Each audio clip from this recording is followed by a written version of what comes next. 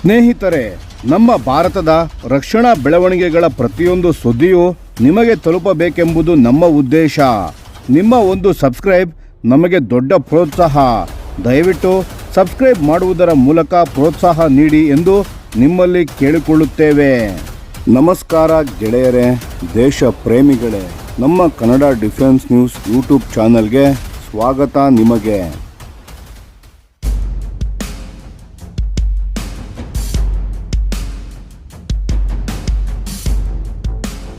ಭಾರತೀಯ ವಾಯುಪಡೆಯ ಸು-30 MKI ಯುದ್ಧ ವಿಮಾನದ ಆಧುನೀಕರಣ, ವಿರೂಪಾಕ್ಷ ರೆಡಾರ್ ಮತ್ತು ಅಸ್ತ್ರ ಮಿಸೈಲ್ಸ್ಗಳು.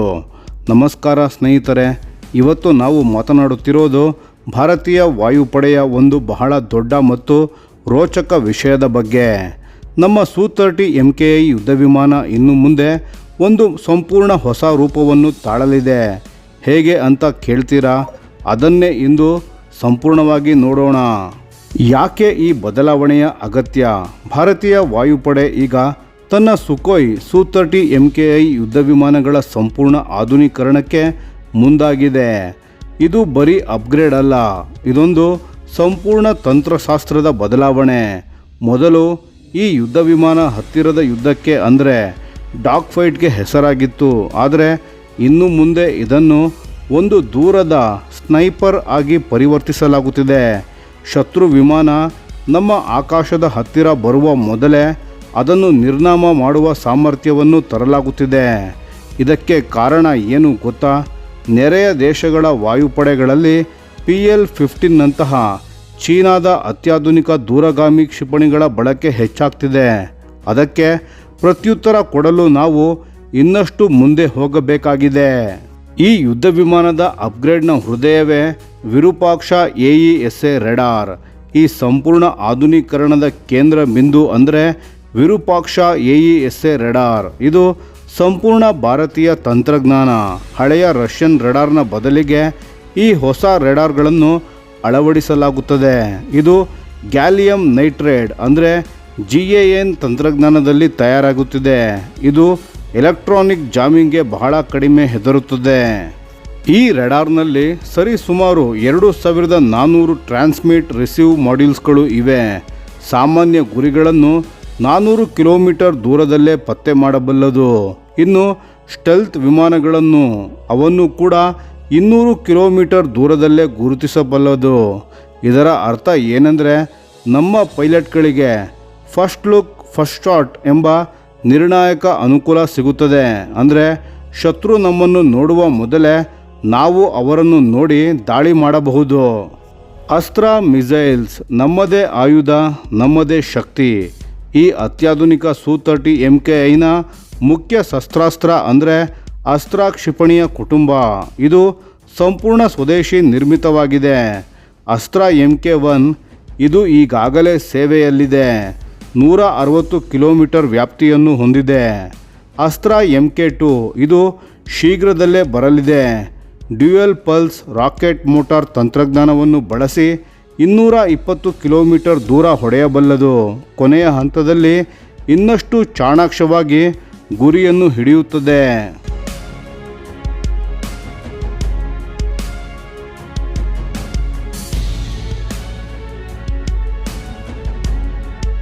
ಅಸ್ತ್ರ MK-3 ಇದು 3ರಲ್ಲೇ ಅತ್ಯಂತ ಶಕ್ತಿಶಾಲಿ ಸಾಲಿಡ್ ಫ್ಯೂಯಲ್ ಡಕ್ಟೆಡ್ ರಾಮ್ಜೆಟ್ ಅಂದರೆ SFDR ಪ್ರೊಪಲ್ಷನ್ ಬಳಸುತ್ತದೆ.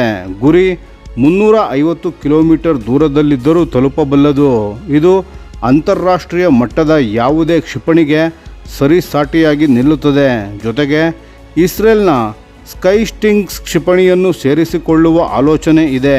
ಇದು 250 ಕಿಲೋಮೀಟರ್ ವ್ಯಾಪ್ತಿ ಹೊಂದಿದ್ದು ಉತ್ತಮ ಎಲೆಕ್ಟ್ರಾನಿಕ್ ಕೌಂಟರ್ ಮೆಷರ್ ಸಾಮರ್ಥ್ಯ ಹೊಂದಿದೆ. ಪೈಲಟ್ನ ಸುರಕ್ಷತೆ, ಎಲೆಕ್ಟ್ರಾನಿಕ್ ಡಿಫೆನ್ಸ್ ಸೂಟ್ ಇಷ್ಟು ದೂರದಿಂದ ಹೊಡೆಯುವಾಗ ನಮ್ಮ ಪೈಲಟ್ ಮತ್ತು ನಮ್ಮ ಯುದ್ಧ ವಿಮಾನ ಸುರಕ್ಷಿತವಾಗಿರಬೇಕಲ್ಲ. ಅದಕ್ಕಾಗಿ ಸೂಪರ್ ಸುಖೋಯ್ ಕಾನ್ಫಿಗರೇಷನ್ನಲ್ಲಿ ಒಂದು ಶಕ್ತಿಶಾಲಿ ಎಲೆಕ್ಟ್ರಾನಿಕ್ ಡಿಫೆನ್ಸ್ ಸೂಟನ್ನು ಸೇರಿಸಲಾಗಿದೆ. ಇದು ಸಂಪೂರ್ಣ ದೇಶಿ ವ್ಯವಸ್ಥೆಯಾಗಿದೆ. ಡಿಜಿಟಲ್ ಜಾಮರ್ಸ್ ಬಳಸಿ ಶತ್ರುವಿನ ಟ್ರ್ಯಾಕಿಂಗ್ಗಳನ್ನು ತಪ್ಪಿಸಲಾಗುತ್ತದೆ. ಫೈಬರ್ ಆಪ್ಟಿಕ್ ಟೋವುಡ್ ಡಿಕಾಯ್ಸ್ ಅಂದರೆ ವಿಮಾನದ ಹಿಂದೆ ಎಳೆದಾಡುವ ಒಂದು ಸಾಧನ ಶತ್ರುವಿನ ಕ್ಷಿಪಣಿ ವಿಮಾನದ ಬದಲಿಗೆ ಅದರತ್ತ ಹೋಗುವಂತೆ ಮಾಡುತ್ತದೆ. ನೆಟ್ವರ್ಕ್ಡ್ ವಾರ್ಫೇರ್ ಸೈಲೆಂಟ್ ಮೋಡ್ನಲ್ಲಿ ದಾಳಿ. ಈ ಅಪ್ಗ್ರೇಡ್ನ ಇನ್ನೊಂದು ಅದ್ಭುತ ಅಂಶ ಅಂದರೆ ನೆಟ್ವರ್ಕ್ಡ್ ವಾರ್ಫೇರ್. Su-30 MKI ಈಗ ಸೈಲೆಂಟ್ ಮೋಡ್ನಲ್ಲಿ ಕಾರ್ಯನಿರ್ವಹಿಸಬಲ್ಲದು. ಅಂದರೆ ತನ್ನ ಸ್ವಂತ ರೆಡಾರ್ಗಳನ್ನು ಆನ್ ಮಾಡದೆ ನೇತ್ರ ಅಥವಾ ಫಾಲ್ಕಾನ್ AEW&C ಎವ್ಯಾಕ್ಸ್ ವಿಮಾನಗಳಿಂದ ಟಾರ್ಗೆಟ್ ಡೇಟಾವನ್ನು ಪಡೆದು ಕ್ಷಿಪಣಿಗಳನ್ನು ಉಡಾಯಿಸಬಲ್ಲದು. ಶತ್ರುವಿಗೆ ನಮ್ಮ ಯುದ್ಧ ವಿಮಾನ ಎಲ್ಲೆಲ್ಲೋ ಇದೆ ಅಂತ ಗೊತ್ತಾಗೋದೇ ಇಲ್ಲ. ಆದರೆ ಕ್ಷಿಪಣಿ ಮಾತ್ರ ಅವರ ಮೇಲೆ ಬಂದಿಳಿಯುತ್ತದೆ. ಮಿಸೈಲ್ಗೂ ಸಹ ಮಿಡ್ ಕೋರ್ಸ್ ಅಪ್ಡೇಟ್ ಸಿಗುತ್ತಾ ಇರುತ್ತದೆ ಸೆಕ್ಯೂರ್ ಡೇಟಾ ಲಿಂಕ್ಸ್ನ ಮೂಲಕ.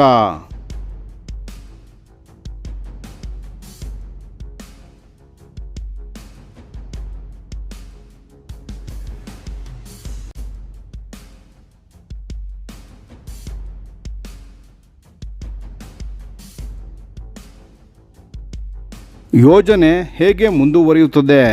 ಭಾರತ ಸರ್ಕಾರದ ಕ್ಯಾಬಿನೆಟ್ಸ್ ಕಮಿಟಿ ಆನ್ ಸೆಕ್ಯೂರಿಟಿ ಶೀಘ್ರದಲ್ಲೇ ಈ ಯೋಜನೆಗೆ ಅಂತಿಮ ಹಣಕಾಸು ಅನುಮತಿಯನ್ನು ನೀಡಲಿದೆ. ಮೊದಲ ಹಂತದಲ್ಲಿ 84 ಯುದ್ಧ ವಿಮಾನಗಳನ್ನು ಆಧುನೀಕರಣಗೊಳಿಸಲಾಗುತ್ತದೆ.